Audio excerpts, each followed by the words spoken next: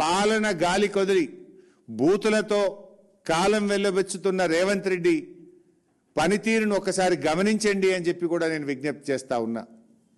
ఇప్పుడు మన రాష్ట్ర ముఖ్యమంత్రి ఏ రోజైనా అది అఫీషియల్ మీటింగా, అది పొలిటికల్ మీటింగా, అది ప్రెస్ కాన్ఫరెన్సా, ఏ రోజన్నా రైతు సమస్యల గురించి మాట్లాడతాడా?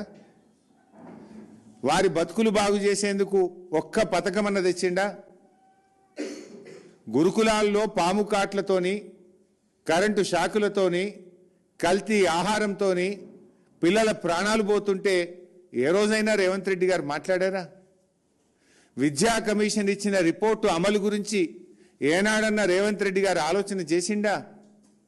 20 లక్షల మంది పిల్లల భవిష్యత్తుకు సంబంధించిన ఫీజు రియంబర్స్మెంట్ పథకం ఊసే ఎత్తాడు రేవంత్ రెడ్డి గారు.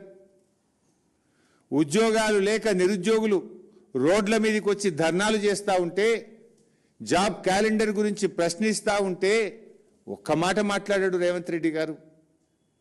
అవ్వాతాతల పింఛన్ల గురించి మాట్లాడాడు. అక్కా చెల్లెళ్ళకి ఇచ్చిన హామీల అమలు గురించి మాట్లాడాడు. రిటైర్మెంట్ బెనిఫిట్లు అందక ఇవాళ ఆసుపత్రుల్లో అనాథల్లాగా ఇబ్బంది పడుతున్న రిటైర్డ్ ఉద్యోగుల బాధల గురించి మాట్లాడాడు. ఉద్యోగుల డిఆర్సీల గురించి, పిఆర్సీ గురించి, డిఏల గురించి, వాళ్ళ ఏరియాస్ గురించి ఒక్కరోజు మాట్లాడాడు ముఖ్యమంత్రి.